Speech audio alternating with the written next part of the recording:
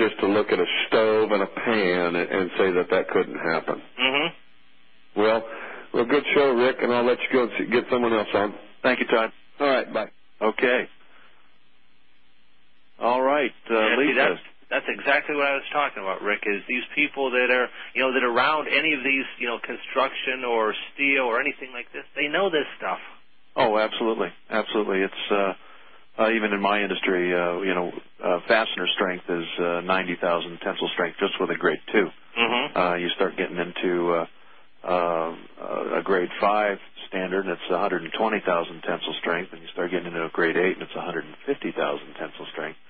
And, those kind of tensile strengths just aren't going to come down just because there's some kerosene that's been lit on. Yeah. It just isn't going to happen. So, now, what are some of the other issues that you feel were important in some of the other chapters from your novel? And by the way, one more time, could you give us the address where they can find out about your novel and the name of your novel?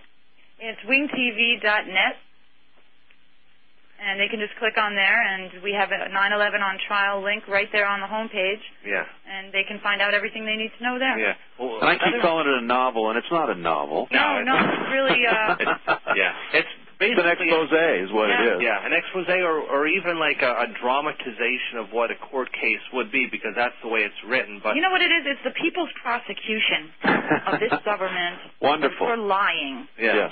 Yes, absolutely. One of the most important chapters is the speed with which these towers fell to the ground, and this is, quite possibly the biggest smoking gun of the whole book, because there's a simple formula that you can use to figure out how long it'll take a building to fall to the ground if there's absolutely no resistance.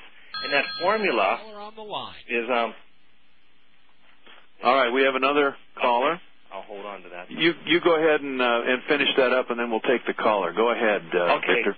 Yeah, the formula is T, which is time, equals the square root of 2 times h, which is the height, divided by g, which is the acceleration due to gravity. So you punch all the numbers in, and you find out that if you stood on top of the World Trade Center towers when they started to collapse and there was absolutely no resistance, you did a gravity free fall, it would take you 9.2 seconds to hit the ground. Well, these towers came down in about 10 seconds. So basically, there was 500 million pounds of mass in each one of these buildings, and yet they fell as if there was no resistance whatsoever from anything. Right, and the floors should have provided tremendous resistance, so this defies the laws of falling bodies. Yeah. I mean, Rick, there was 200,000 tons of steel in these buildings, 425,000 cubic yards of concrete, plus each tower alone weighed 1 billion pounds. 1 billion pounds apiece. And that doesn't even include, all the desks and chairs and walls and floors and everything. Yet there was no resistance from any of these things as the towers fell to the ground. That's because the floors below the plane impacts were getting destroyed. They were exploding in a faster and faster rate before the debris could hit them. The debris never touched the floors. Right. Yeah, it was absolutely, to me, it seemed that these buildings were imploded, and for people to think that it was anything else, they would have been, they would have had to have been blind. They would have had to be so stupid. But again, the American people will fall for just about anything that the government. They're not paying attention. Yeah, they're not paying attention, and whatever the government says, well, it has to be right because, well, they're the government and they're so benevolent. Okay, we have a caller on the line. Hello. Hello, Rick. Yes, who's this? Yes, Rick, this is also Rick. Okay, what can we do for you? I want to say hello to Victor and Lisa. I listened to their program earlier where they interviewed Mike Rivero. Hi. That was great. And I enjoy all 3 of your websites, by the way. Thanks. Thank you. I guess my main question would be, how do they contain the Congress? How do they contain the 9/11 Commission? What is the threat that they have over the Congress to get them to all fall in line? I can't believe it's money. I can't believe it's blackmail. It's got to be something really black. You ever hear that expression, it's who you know? Yeah. I mean, I think it really boils down to I mean, these people are the elite now. They're the select. They're the ones that have risen to the top. And when these guys, if you're only reelected one time to Congress, you can retire a millionaire just from the salary and the benefits and the pensions that you receive. Plus, they know there's many books out there written about the people who have spoken out and what happens to them. They get just furiously attacked. Oh, yeah, they could get well found. Let's add to that this 9/11 Commission, there was so much conflict of interest there. It's akin to Washington investigating itself. Yeah, I mean, there was more conflict of interest than a leopard had spots. These people were absolute and total insiders right from, a lot of the times, right from the Bush administration and also Bush Sr. So these were hand-picked people that acted as gatekeepers. They didn't allow any information in except what they wanted. Well, do you suppose somebody like a Representative Ron Paul would come forward with information? He hasn't yet, has he? Yeah, I mean, he knows all this stuff, and we think that he's speaking out more than anybody. But he stays within the line. Yeah, he's not well aware. names. Go ahead, sir. I said he's not naming names. No, he's not. Have we seen any one of them name names? They'll go only so far, but they stay in the safe zone. Yeah, I guess so. Or else they become well-stoned.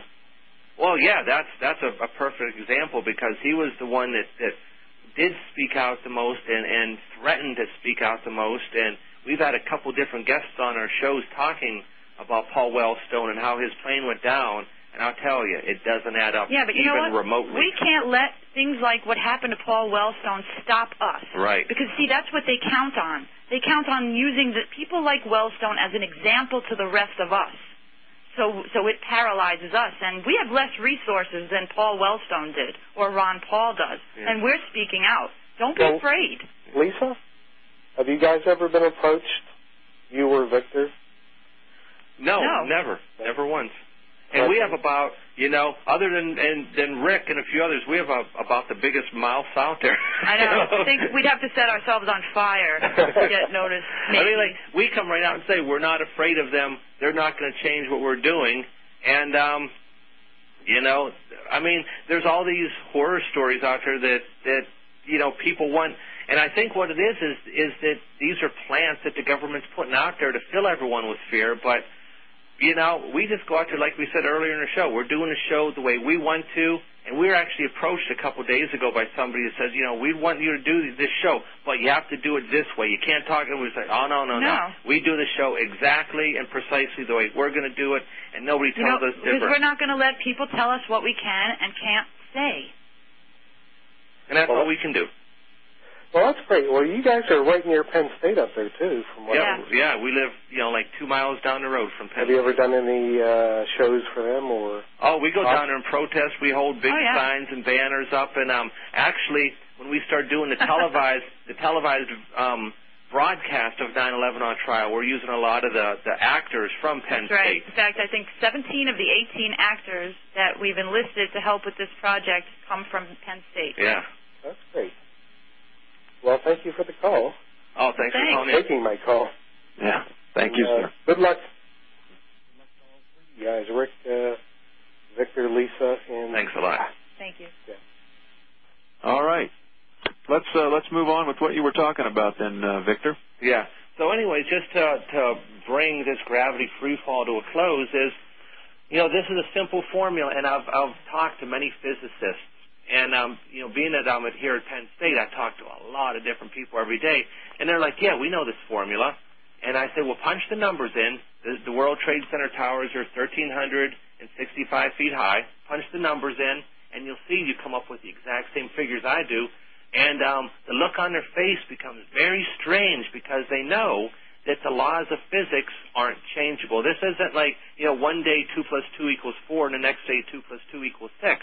These are constant laws. They don't change. Right. And, once you start looking at the world in these terms, these very concrete terms, you see that there's no wiggle room. Right. The core structures were made of steel and concrete. So even if we assume that the government's version of plane impacts caused all this problem to start, the core structures would have still been standing.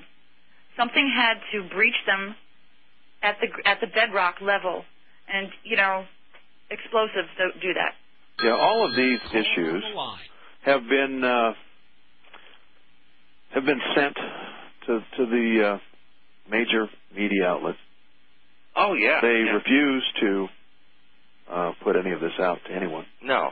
Well, the only time they talk about it is to marginalize this information, to mock us, to make fun of us, and say, oh, that's the black helicopter crowd, that's the Bigfoot crowd.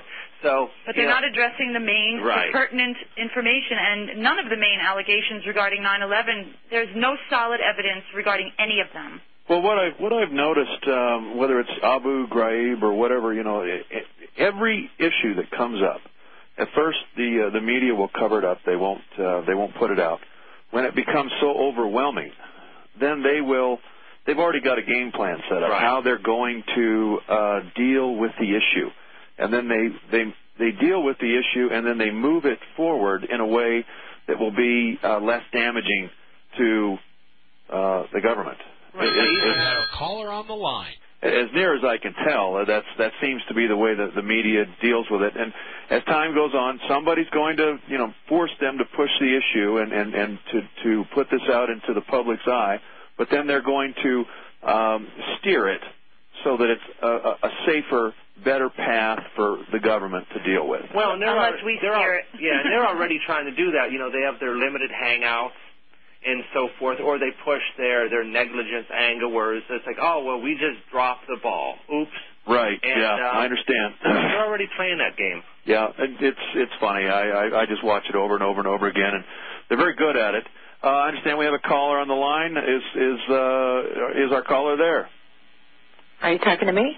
We must be. Who is this? Hi, my name is Vicki. Hi, Vicki. Hi. A second ago, you were just talking about why isn't anybody speaking out, and I don't know if you've picked this up or not, but I do think that there are certain people in the government have watchers. You remember that interview with Colin Powell, where he was being interviewed by Tim Russert? Mm-hmm. And his aide just cut off the interview just right in the middle of it. Oh, you know what? I don't remember specifically what that was about, but yeah, they just stopped the interview. Right. And one day I was watching C-SPAN, and the same thing happened with Ted Stevens. Uh-huh. And, Ted Stevens is one of the most powerful senators in Congress. And one of his aides interrupted him right, when he was speaking on the floor of the Senate. That's why we have to go right to the people, you see? Yeah, but you're right. You make a very good point because, Rick said it just a minute ago. These people aren't stupid. They're evil geniuses, and they can't allow cracks to occur in their facade. They can't let people see behind the curtain to see the wizard. So, if they have to stop an interview right in the middle of it, like with Colin Powell or Stevens or whatever, they'll do it. They have to, because they can't allow even remotely the chance that people can see through this and see the truth. And what was the purpose of stopping the interview? Do you recall what was said? Because he started to say something that they didn't want him to say. But what was the excuse that they used? They didn't give an excuse. They just shut it down. It was just really blatant. Well, and that's been the way that we've seen in the courts. That's been the way we've seen in every aspect of whenever something is being talked about that they do not want talked about, they just stop it. Right. And there's no other discussion. Two other cases. There was an article about a week ago where a reporter was at some event, and they apparently are being corralled, like a free speech zone or something. And anyway, this reporter wandered out of it, and he was accosted by a Nazi-like person that was going to throw him out. And he talked his way out of it, but they gave him a watcher to follow him around so that he wouldn't hear anything that he's not supposed to hear, or maybe she could stop the conversation. Okay, that was one time. And then a friend of mine just said the same thing happened at a constituency meeting in, I think it's Missouri, where he lives. A politician came to talk to people in the home state, and there was a person with him that was like a watcher. I mean, you know, this is scary stuff. Well, it's like with you, Rick, where the Constitution is not allowed to be mentioned in the courtroom. I mean, it's the exact same concept. Well, of course, and what you have to understand is that when the government wants to apply power to any one place, they can bring hundreds, they can bring thousands, and no one can withstand that type of power being applied against them. So, and that can be done at any time, at any place, anywhere in the country.